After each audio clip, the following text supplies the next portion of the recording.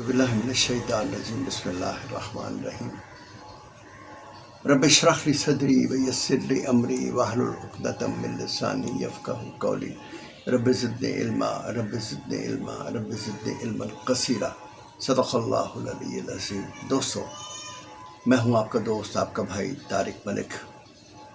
جناب، آج ہے جمعۃ المبارک، تاریخ ہے 21/7/2023، کتاب ہے رزم حق و باطل، اور آج اس کی قسط کا نمبر ہے 100۔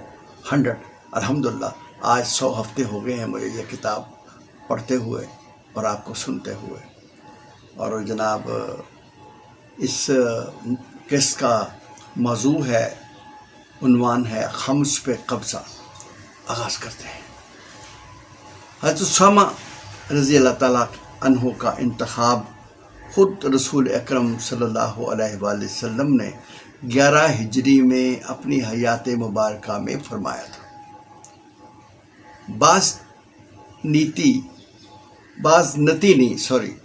بعض نتینی مسلمانوں کی بڑھتی ہوئی طاقت کو ایک نظر نہ دیکھ سکتے تھے۔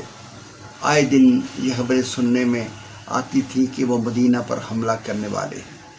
ان کی سرحدوں سے قریب جو مسلمان رہتے تھے، انہیں برابر پریشان کیا جا رہا تھا، اور جو لوگ اسلام لا کر پھر گئے تھے وہ انہیں مدد دے رہے تھے، یعنی جو مرتد ہو گئے تھے وہ انہیں مدد دے کر مسلمانوں کے خلاف بغاوت پر اکسا رہے تھے۔ ان حالات کو دیکھ کر حضرت ابو بکر صدیق رضی اللہ تعالیٰ عنہ نے 12 ہجری کے آخر میں یہ طے فرمایا کہ مسلمانوں کو ان کے ظلم و ستم سے محفوظ رکھنے کے لیے شام کے علاقے میں مسلمان آگے بڑھیں۔ اس غرض سے انہوں نے حضرت عمرو بن عاص، حضرت یزید بن ابی سفیان، حضرت ابو عبیدہ اور حضرت شرحبیل بن حسنہ رضی اللہ تعالیٰ عنہ کو نامزد فرمایا، اور کوئی 36,000 فوج ان چاروں سپہ سالاروں کے ساتھ روانہ کی، لیکن ان میں سے ہر ایک کے لیے الگ الگ راستے مقرر فرمائے۔ ابو سفیان رضی اللہ تعالیٰ عنہ دمشق اور حضرت شرجیل رضی اللہ تعالیٰ اردن کی طرف روانہ کیے گئے۔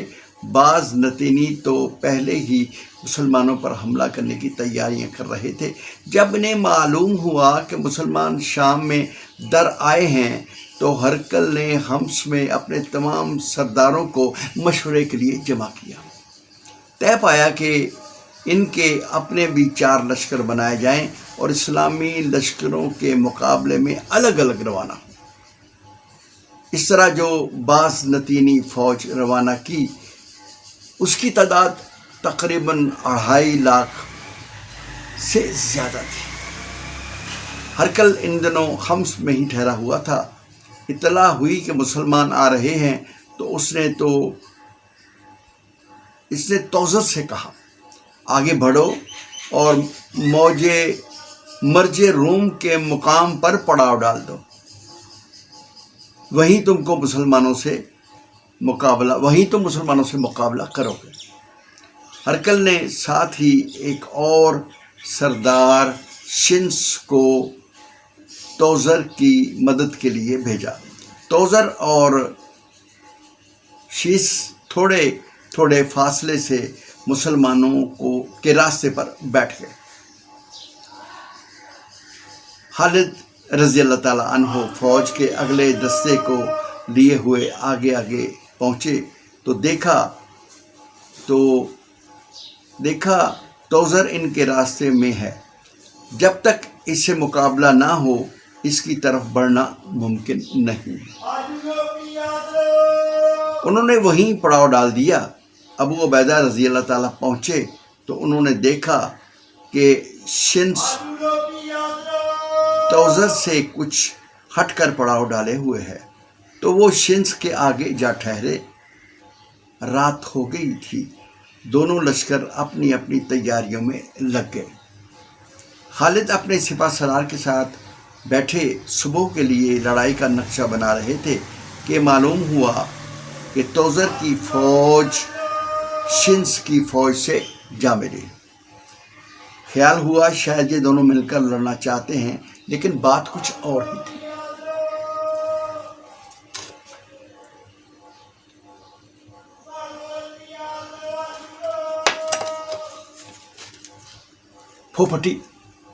پھوپھٹی دن نکلا تو دونوں لشکر آمنے سامنے آ گئے۔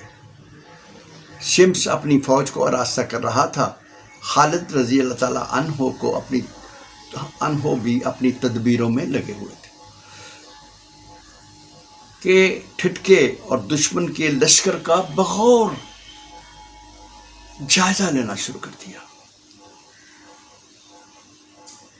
پھر دوڑے حضرت ابو عبیدہ رضی اللہ تعالیٰ عنہ کے پاس پہنچے اور بولے، آپ سمجھتے ہیں کہ ہمارے آگے دشمن کے دونوں لشکر ہیں؟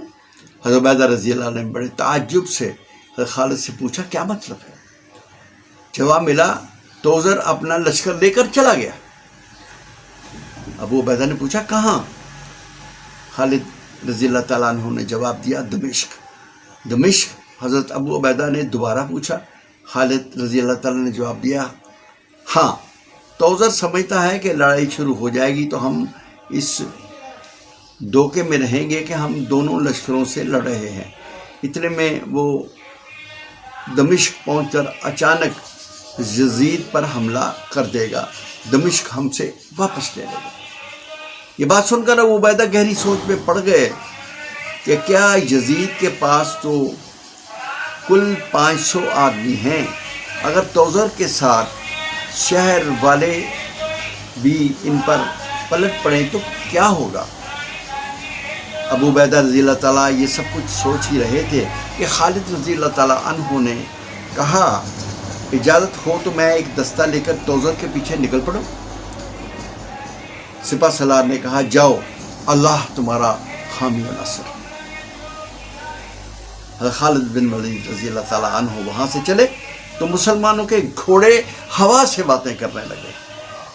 معلوم ہوتا تھا بیاباں نہیں، یہ کوئی دریا ہے، سوار نہیں، مچھلیاں ہیں جو پانی میں تیر رہی ہیں۔ ادھر یزید ابو سفیان رضی اللہ تعالیٰ عنہ اس روز جاگے تو دیکھا کہ دمشق کے آگے گرد و غبار کا طوفان اٹھ رہا ہے۔ فوراً کچھ آدمی دوڑائے کہ جاؤ خبر لے کر آؤ۔ معلوم ہوا کہ دشمن کا ایک لشکر حملہ کرنے کے لیے آ رہا ہے۔ شہر والے ابھی بے خبر تھے۔ یزید نے حکم دیا، فوراً شہر کے دروازے بند کر دو، ہم قلعہ بند ہو کر دشمن کو روکیں گے۔ بچاؤ کی ایک ہی صورت ہے کہ لڑائی کو طول دیا جائے، انشاءاللہ ضرور کوئی نہ کوئی ہماری مدد کو آ پہنچے گا۔ توزر نے دیکھا کہ یزید قلعہ بند ہو گئے ہیں تو اپنے سرداروں کو بولا، میری کوئی بات نہیں، مسلمان قلعہ بند ہو کر لڑیں تب بھی ہمارے آگے ٹک نہیں سکتے، آؤ ہم انہیں زمین کو سونپ دیں۔ اس نے پہلا کام یہ کیا کہ شہر پر پتھراؤ شروع کر دیا، پھر کئی جگہ سے اپنی فوج لے کر آگے بڑھا۔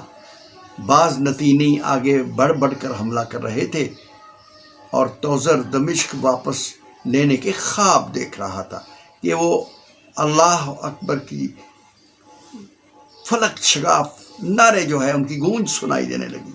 لمحہ بلمحہ آواز قریب ہوتی جا رہی تھی۔ توزر ہکا بکا اپنی فوج کے لیے بچاؤ کے لیے آواز کی سمت بڑھا۔ دیکھا مسلمان مرج روم کی طرف سے دھاڑتے للکارتے ہوا کے دوش پر اڑتے چلے جا رہے ہیں۔ توزر یہ منظر دیکھ کر چکرا گیا۔ یہ خالد رضی اللہ نہیں، اس کے لیے موت کا سامان آ رہا تھا۔ اپنے ساتھیوں کو لے کر پلٹا، لیکن سمجھ میں نہ آتا تھا کہ کرے کیا نہ کرے اور کیا نہ کرے۔ ادھر قلعہ بند مسلمانوں نے نعرہ تکبیر کے صدائیں سنی تو کیا پوچھنا، دل کیسے بڑھ گئے، حوصلے کیسے جوان ہو گئے۔ زبردست زور دست ضرب کاری کا تھا، زور دست ضرب و کاری کا تھا۔ مقام جنگ اور بھلا اب کیا رکتے، شہر کا دروازہ کھول کر یزید نے دشمن پر دھاوا بول دیا۔ منچلے بہادروں کی طرح نکلے اور یوں پھیلے جیسے سورج اور اس کی شعاعیں، پلک جھپکتے دشمن کو جا گھیرا۔ توزر کی توجہ بٹ گئی اور وہ اپنے حواس کھو بیٹھا۔ حریف بیچ میں تھے، دونوں طرف سے جیالے آگے بڑھنے لگے۔ بعض نتینوں میں جو نظر بچا کر بھاگا بس وہی اپنی جان بچا کر لے گیا، ورنہ میدان جنگ دشمن کی لاشوں سے پٹ گیا۔ حال یہ تھا کہ توزر کی لاش اٹھانے والا بھی کوئی باقی نہ بچا۔